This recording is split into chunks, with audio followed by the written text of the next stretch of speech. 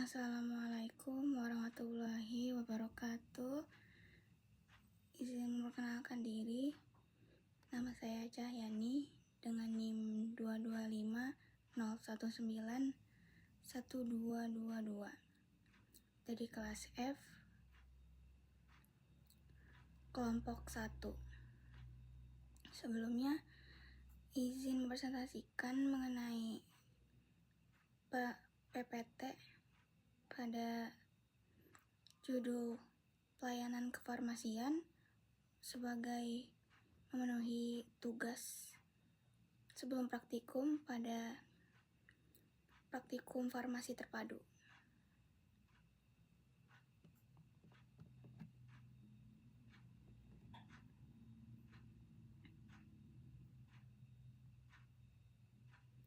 Yang pertama ada capaian pembelajaran, mampu melakukan mengumpulkan data dan informasi terkait pelayanan kefarmasian. Kedua ada mampu melakukan penetapan masalah terkait pelayanan kefarmasian. Kemudian mampu melakukan penyelesaian masalah terkait pelayanan kefarmasian. Yang keempat, mampu melakukan pengolahan data terkait pelayanan kefarmasian. Kelima, ada mampu melakukan pencatatan dan pelaporan terkait pelayanan kefarmasian. Yang terakhir, mampu melakukan komunikasi efektif terkait pelayanan kefarmasian. Kemudian ada berupa soal, itu soal pertama yang berisi pelajari alur atau proses dan formulir terkait pengelolaan sediaan farmasi, alat kesehatan, dan BMHP di sarana pelayanan kefarmasian. Kemudian di slide selanjutnya ada definisi. Definisi itu pengelolaan sediaan farmasi, alat kesehatan, serta bahan medis habis pakai merupakan rangkaian kegiatan yang berlangsung secara siklus, meliputi tahapan pemilihan, perencanaan kebutuhan, pengadaan, penerimaan, penyimpanan, pendistribusian, pengendalian, pemusnahan, atau penarikan, serta administrasi yang mendukung penyelenggaraan pelayanan kefarmasian di apotek, puskesmas, maupun rumah sakit. Sarana pelayanan sediaan farmasi, alat kesehatan, dan BMHP itu ada rumah sakit menurut Peraturan Menteri Nomor 72 Tahun 2016. Adapun dari apotek, Peraturan Menteri Nomor 73 Tahun 2016. Kemudian adapun puskesmas, itu Peraturan Menteri Nomor 74 Tahun 2016. Kemudian adapun di klinik dengan Peraturan Menteri Nomor 34 Tahun 2021. Selanjutnya ada pengertian. Jadi pada pengertian sediaan farmasi mencakup berbagai produk seperti obat, bahan baku obat, obat tradisional, serta kosmetika. Kemudian ada pengertian alat kesehatan. Merupakan instrumen, perangkat, mesin, atau implan yang tidak mengandung obat yang digunakan untuk mendiagnosis, mencegah, merawat, meringankan, serta menyembuhkan penyakit maupun membantu memulihkan kesehatan pada manusia. Kemudian ada pengertian bahan medis habis pakai atau BMHP. Jadi bahan medis habis pakai ini adalah alat kesehatan yang dirancang untuk digunakan hanya satu kali pakai atau single use, dengan jenis atau daftar produknya ditetapkan sesuai dengan ketentuan peraturan perundang-undangan. Kemudian dapat dilihat dari tabel berikut. Di sini ada pengelolaan sediaan farmasi, alat kesehatan dan bahan medis habis pakai di apotek. Yang pertama ada perencanaan, pengadaan, penerimaan, penyimpanan, pemusnahan, pengendalian, pencatatan, dan pelaporan. Kemudian ada juga yang pada tabel kedua, pengelolaan sediaan farmasi, alat kesehatan, dan bahan medis habis pakai di puskesmas. Pertama ada perencanaan, kedua ada permintaan, ketiga ada penerimaan, yang keempat penyimpanan, dan yang kelima pendistribusian, keenam ada pengendalian, ketujuh ada pencatatan dan pelaporan, terakhir ada pemantauan dan evaluasi. Kemudian pada tabel selanjutnya ada pengelolaan sediaan farmasi, alat kesehatan, dan bahan habis pakai, medis habis pakai di rumah sakit. Yang pertama pemilihan, kedua perencanaan kebutuhan, ketiga ada pengadaan, keempat penerimaan, kelima penyimpanan, keenam pendistribusian, ketujuh pemusnahan dan penarikan, kedelapan pengendalian, terakhir administrasi. Kemudian pada tabel selanjutnya ada pengelolaan sediaan farmasi, alat kesehatan, dan bahan habis pakai di klinik dengan rawat inap. Pertama ada pemilihan, kedua perencanaan, pengadaan, penerimaan, penyimpanan, pendistribusian, pemusnahan dan penarikan, pengendalian, terakhir ada administrasi.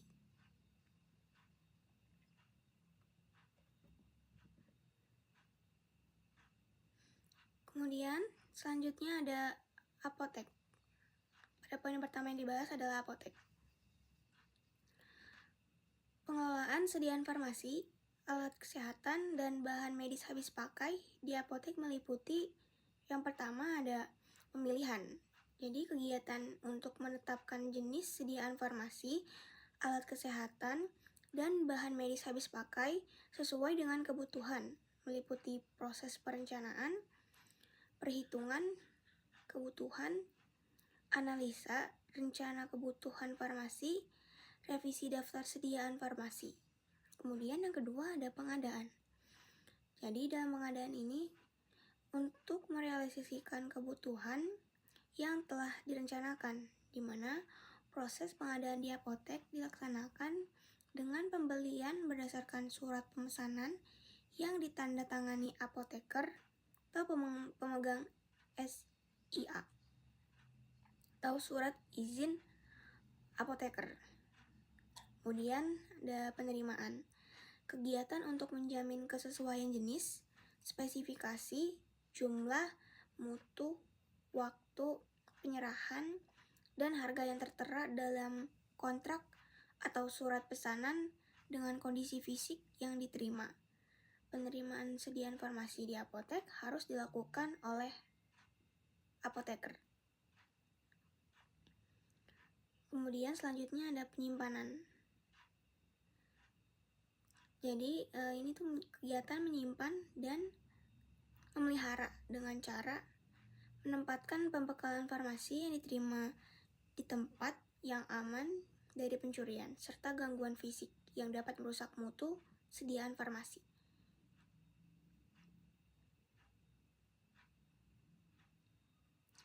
Selanjutnya yang atau pemusnahan dan penarikan. Jadi untuk memusnahkan sediaan farmasi dan BMHP yang telah kadaluarsa atau rusak, dicabut izin edarnya, serta kegiatan penarikan sediaan farmasi yang tidak memenuhi standar atau ketentuan peraturan perundang-undangan. Kemudian ada pengendalian.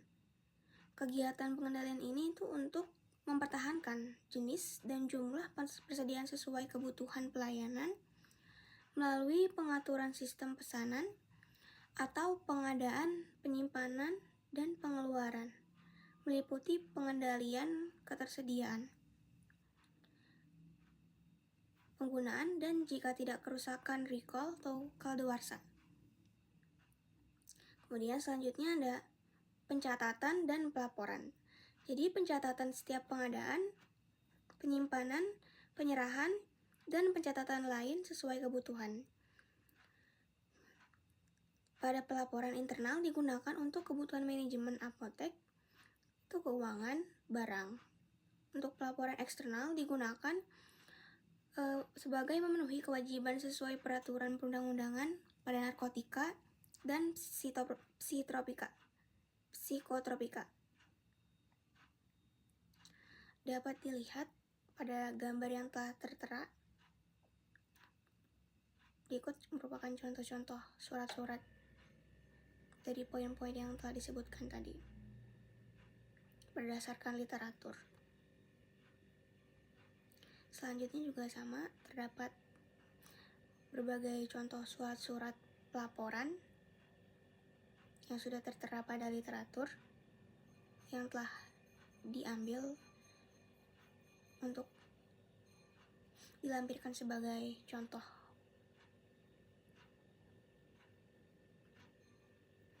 Kemudian pada poin selanjutnya yaitu B, itu puskesmas.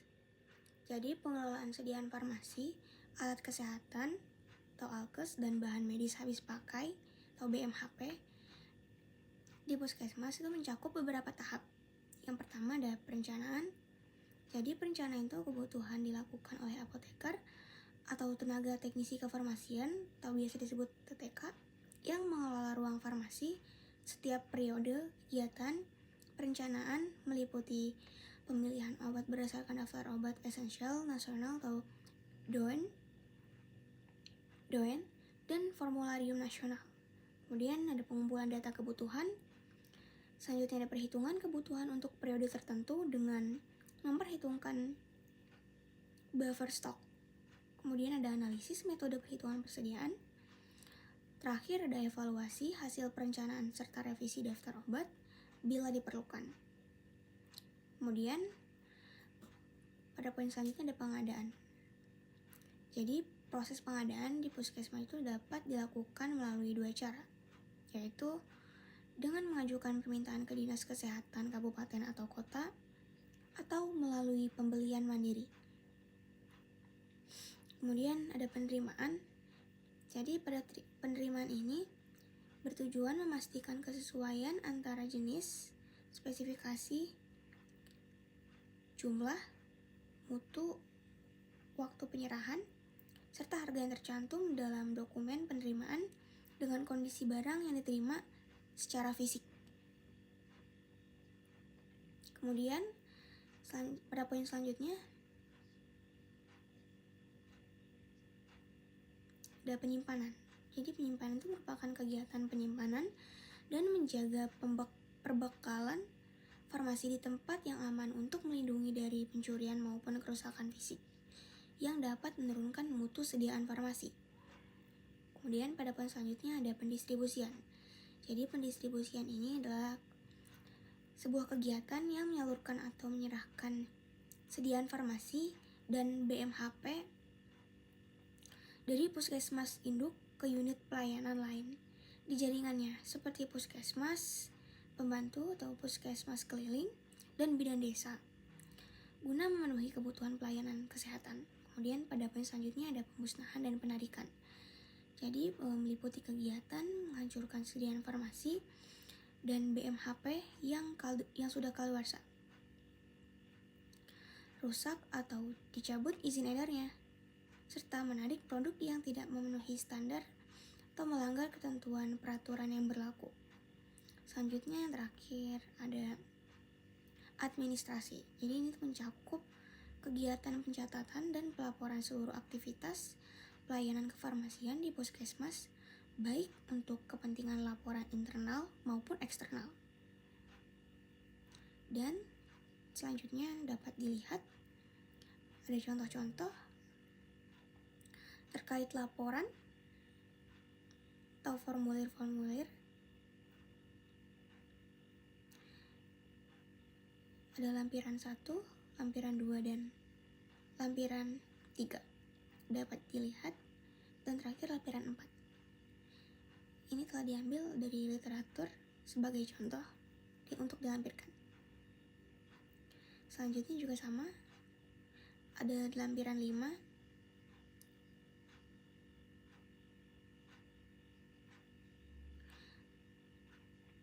lampiran 5.2 dan lampiran 5.3 yang berisi laporan pelayanan kefarmasian.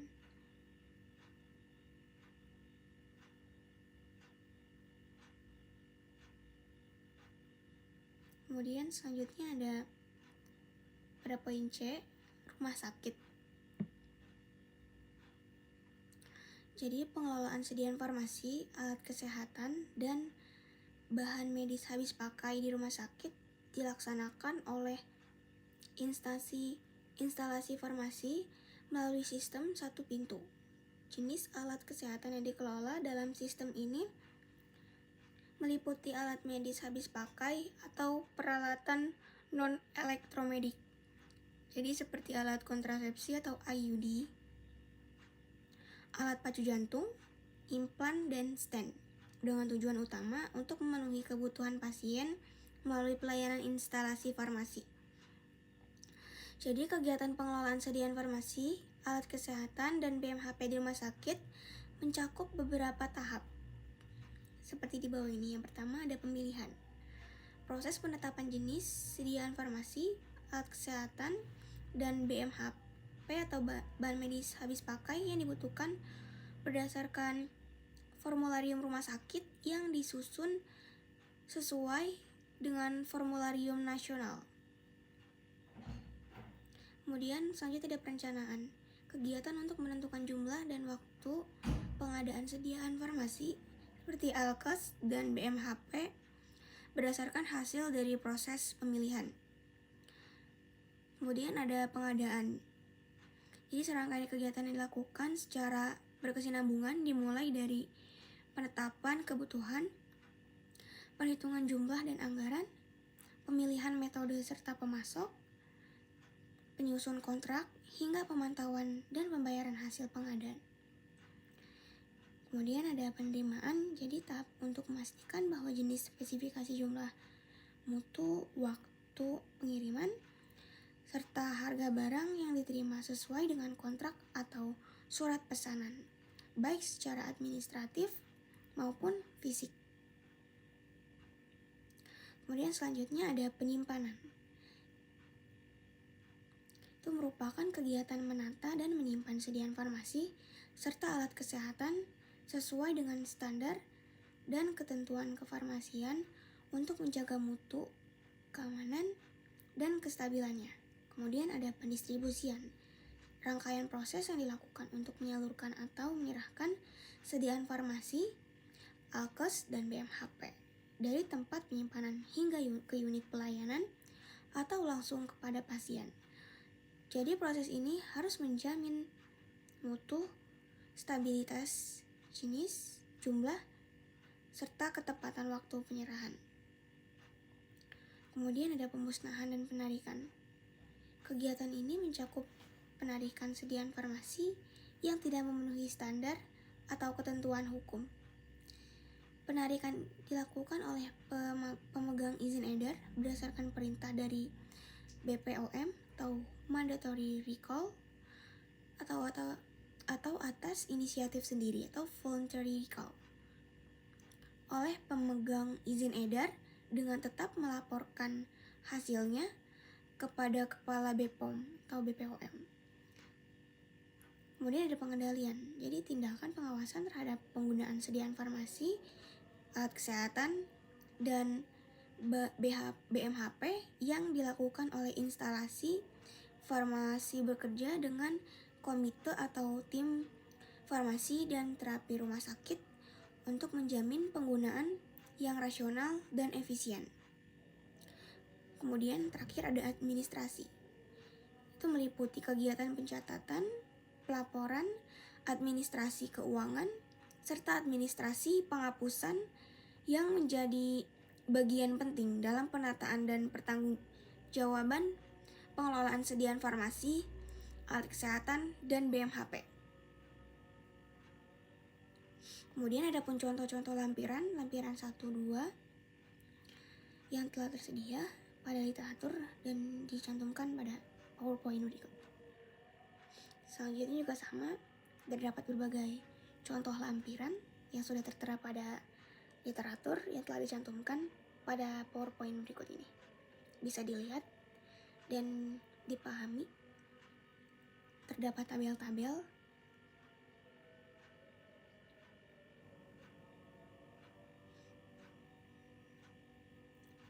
kemudian selanjutnya pada poin D atau klinik.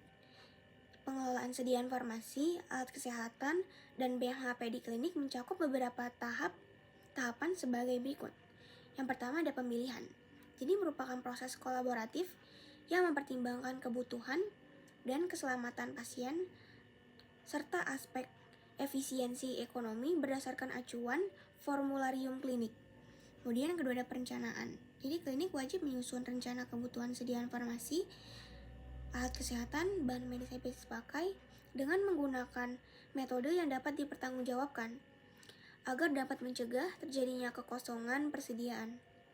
Kemudian pada poin selanjutnya ada pengadaan. Jadi untuk memenuhi kebutuhan yang telah ditetapkan dalam perencanaan melalui proses pembelian atau pengadaan resmi sesuai dengan ketentuan yang berlaku. Kemudian ada penerimaan. Jadi tahap untuk memastikan bahwa jenis spesifikasi, jumlah, mutu, waktu pengiriman, dan harga yang tercantum dalam surat pesanan sesuai dengan kondisi fisik barang yang diterima. Kemudian yang terakhir ada penyimpanan. Itu kegiatan menempatkan dan memelihara sediaan farmasi yang diterima di tempat penyimpanan yang aman, terlindung dari risiko curian maupun gangguan fisik yang dapat menurunkan mutu sediaan tersebut.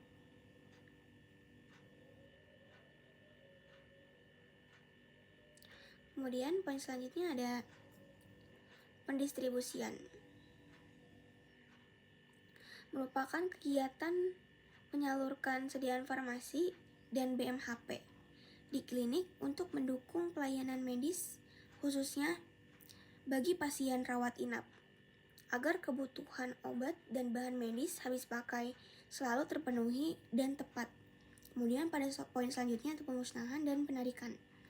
Jadi klinik wajib memiliki mekanisme penanganan terhadap obat atau sediaan farmasi yang rusak, tidak memenuhi standar mutu, telah kadaluarsa, tidak layak digunakan dalam pelayanan kesehatan, atau dicabut izin edarnya. Barang-barang tersebut harus dimusnahkan atau dikembalikan ke distributor sesuai dengan peraturan dari prosedur yang berlaku. Kemudian ada pengendalian.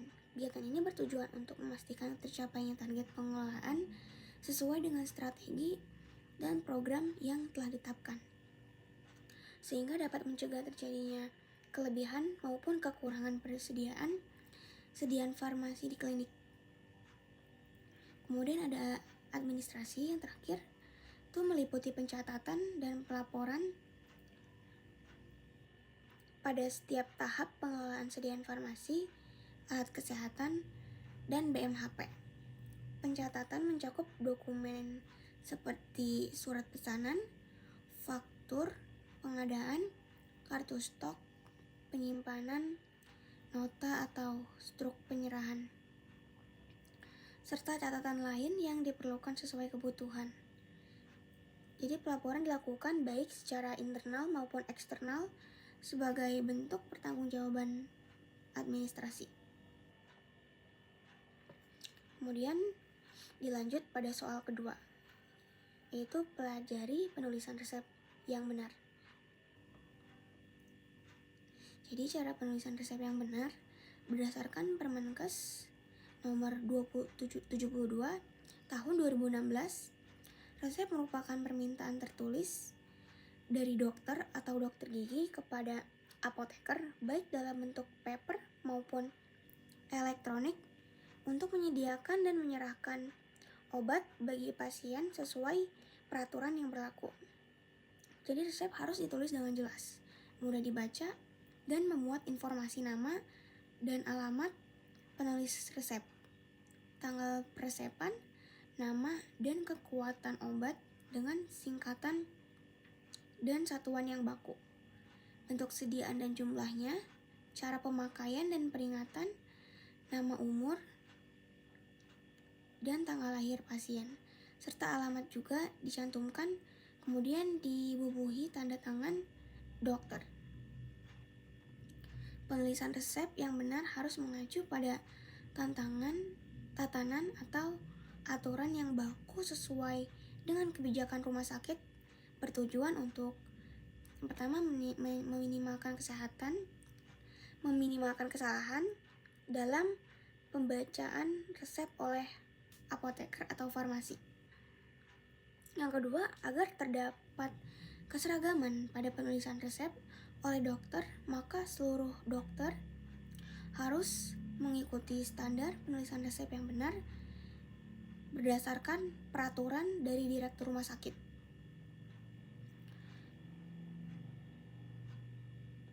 Kemudian, resep ditulis dengan dan lengkap di kop resep. Tidak ada keraguan dalam pelayanannya dan pemberian obat kepada pasien. Yang pertama ada resep hanya boleh ditulis oleh dokter yang mempunyai SIP atau surat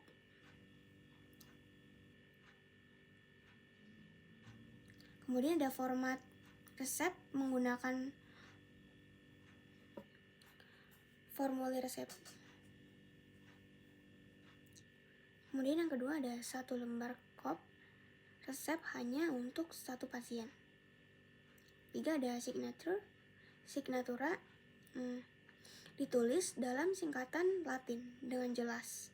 Jumlah takaran sendok dengan signa bila genap ditulis angka Romawi, tetapi jika angka pecahan ditulis Arabik.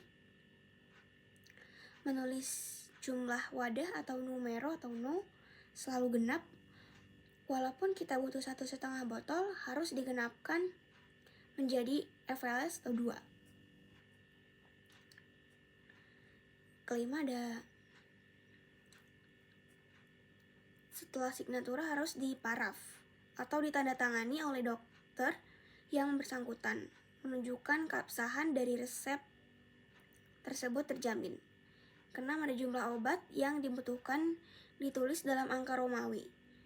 Hindari penulisan angka desimal, penulisan jumlah, atau kadar obat yang ditulis dalam bentuk sistem metrik mengikuti satuan.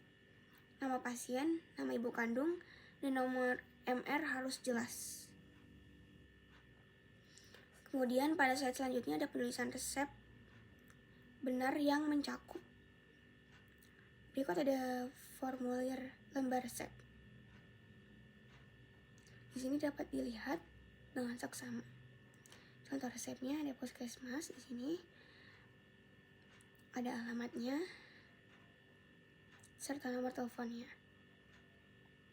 Terus ada ruangan atau poli, dokter penulis resepnya, tanggal, alergi obat.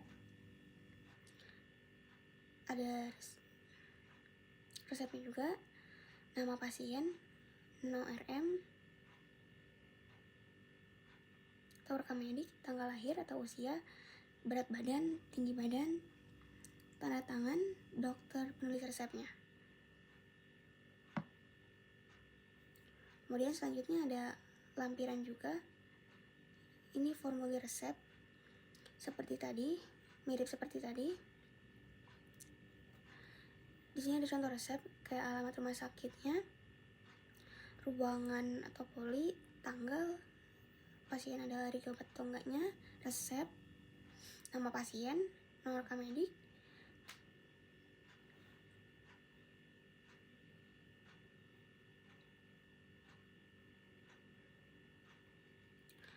tanggal lahir atau umur, berat badan atau tinggi badan, tanda tangan, nama dokter, penulisan resepnya.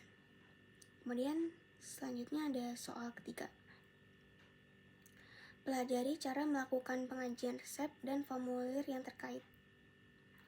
Cara melakukan pengajian resep itu screening resep, yang juga disebut pengkajian resep adalah proses yang dilakukan oleh apoteker untuk menilai suatu resep sebelum dilakukan peracikan. Kegiatan ini mencakup penelaahan aspek administratif, farmaseutik, dan klinis yang bertujuan untuk memastikan keamanan dan efektivitas obat yang diresepkan bagi pasien, serta untuk mengoptimalkan hasil terapi yang diharapkan.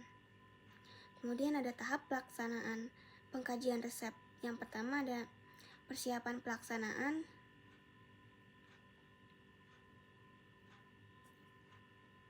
menyiapkan seluruh kebutuhan dan pelengkapan yang diperlukan sebelum proses pengkajian resep dilakukan. Yang kedua ada pelaksanaan pengkajian, yaitu penerimaan resep baik dalam bentuk elektronik maupun manual yang diserahkan ke bagian farmasi. Kemudian memeriksa kelengkapan data administratif pada resep, melakukan pengkajian resep dengan mengisi formulir verifikasi di bagian belakang resep manual sesuai dengan kertas kerja. Kemudian ada memberi tanda checklist pada kolom ya atau tidak berdasarkan hasil pengkajian. Kemudian jika terdapat hal yang perlu diklarifikasi, segera menghubungi dokter penulis resep. Kemudian menandatangani resep dan garis merah untuk obat golongan narkotika dan garis biru untuk obat golongan psikotropika. Terus menyampaikan informasi harga resep kepada pasien tunai secara meminta persetujuan sebelum penyiapan obat. Setelah pengkajian selesai, menyiapkan obat sesuai dengan resep yang telah diverifikasi. Terakhir, membuat dan menyusun laporan hasil pengkajian resep setiap bulannya. Kemudian pada slide selanjutnya pertama ada kajian administrasi. Jadi data identitas pasien mencakup nama lengkap, tanggal lahir, jenis kelamin, serta berat badan.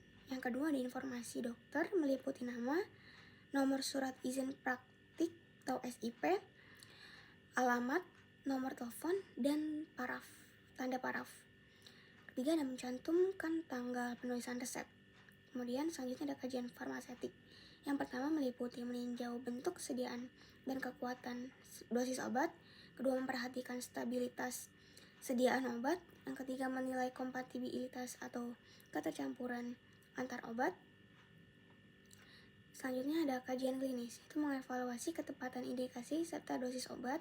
Kedua memeriksa aturan pakai, cara penggunaan, dan durasi terapi. Kemudian menilai adanya duplikasi atau penggunaan banyak obat atau polifarmasi. Kemudian mengidentifikasi reaksi obat yang tidak diinginkan, seperti alergi, efek samping, atau manifestasi klinis lainnya. Kemudian memastikan tidak terdapat kontraindikasi. Terakhir, mengkaji potensi interaksi antar obat. Di sini ada contoh screening resepnya pada apotek.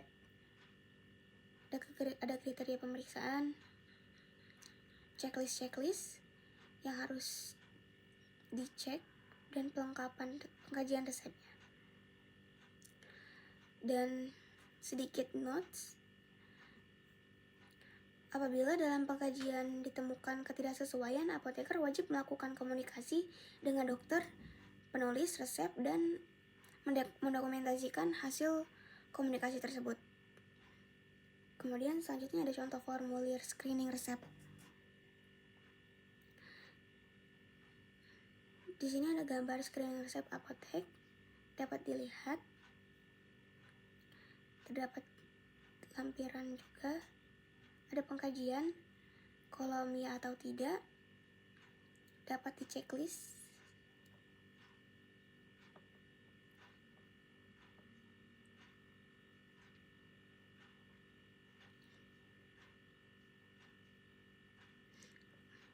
Kemudian selanjutnya soal nomor 4. Pelajari masalah terkait obat. Jadi masalah terkait obat atau DRP, Drug Related Problem. Jadi drug related problem ini adalah masalah atau kejadian yang tidak diinginkan yang dialami pasien yang melibatkan atau diduga melibatkan terapi obat, dapat mengganggu pencapaian hasil terapi yang optimal. Kemudian ada Pharmaceutical Care Network Europe atau PCNA. Itu mendefinisikan DRP sebagai kejadian atau keadaan yang melibatkan terapi obat secara aktual atau potensial mengganggu hasil kesehatan yang diinginkan. Kemudian di sini juga ada jenis DRPS, dan penjelasannya juga telah dikutip dari Pharmaceutical American Society of Hospital tahun 1996. Dapat dilihat juga. Kemudian soal nomor 5. Pelajari swamedikasi dan tata laksananya. Untuk tata laksana swamedikasi ini, Organisasi Kesehatan Dunia atau WHO mendefinisikan swamedikasi sebagai tindakan individu dalam menggunakan atau memperoleh obat tanpa melalui proses diagnosis, anjuran dokter, resep, atau pengawasan tenaga medis, serta penggunaan obat untuk mengobati diri sendiri tanpa berkonsultasi dengan tenaga kesehatan. Jenis obat yang biasanya digunakan dalam swamedikasi adalah obat bebas dan obat bebas terbatas. Adapun manfaat swamedikasi antara lain meningkatkan kemandirian masyarakat dalam memelihara kesehatan, mengurangi beban fasilitas pelayanan kesehatan seperti puskesmas dan rumah sakit untuk menangani penyakit ringan, mempercepat penanganan gejala ringan tanpa perlu menunggu konsultasi dokter. Terus ada mendorong penerapan penggunaan obat yang rasional di tingkat masyarakat.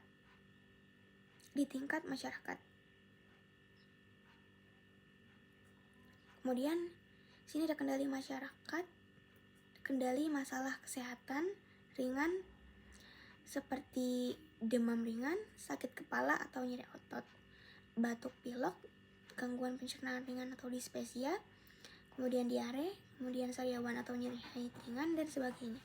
Kemudian ditentukan obat yang disesuaikan. Gunakan obat yang masuk golongan obat bebas atau logo hijau, atau obat bebas terbatas pada logo biru.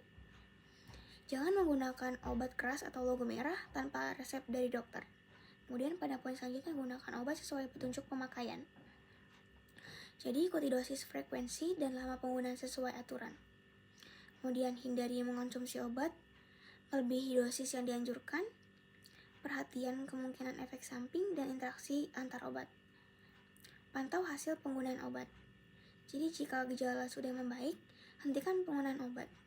Bila keluhan tidak menunjukkan perbaikan dalam 3-5 hari, segera periksakan diri ke dokter. Kemudian soal 6.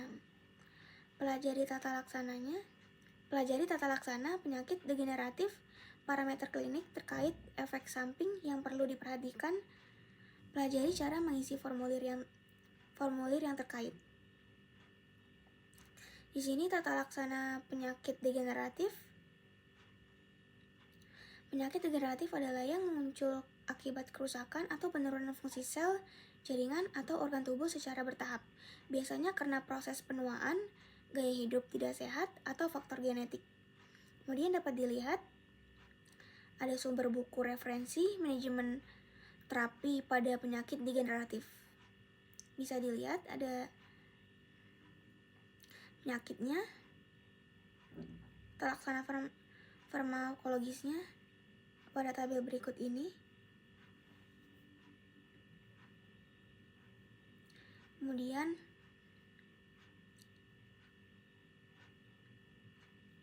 dapat dilihat pada gambar berikut ini ya, yang telah diambil dalam data literatur. Kemudian ada formulir untuk penyakit degeneratif meso atau monitoring efek samping obat.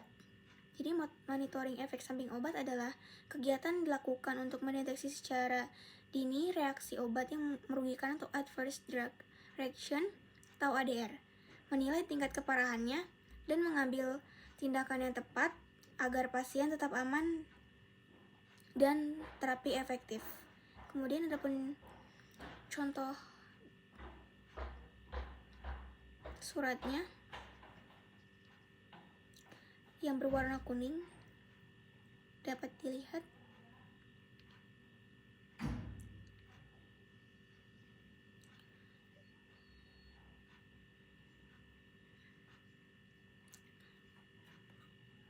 Dan sekian, terima kasih. Mohon maaf apabila ada salah-salah kata. Kurang lebihnya mohon maaf. Wassalamualaikum warahmatullahi wabarakatuh.